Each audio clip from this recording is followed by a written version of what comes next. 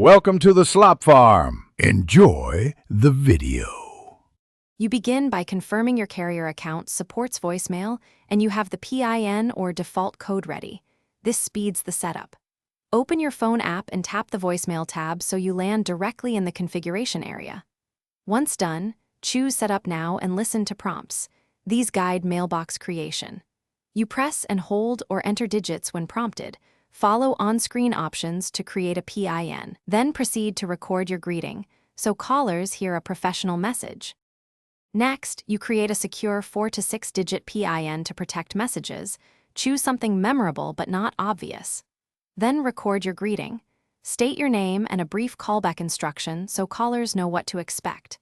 Make multiple takes until the tone and clarity are right, because a clear greeting reduces missed messages.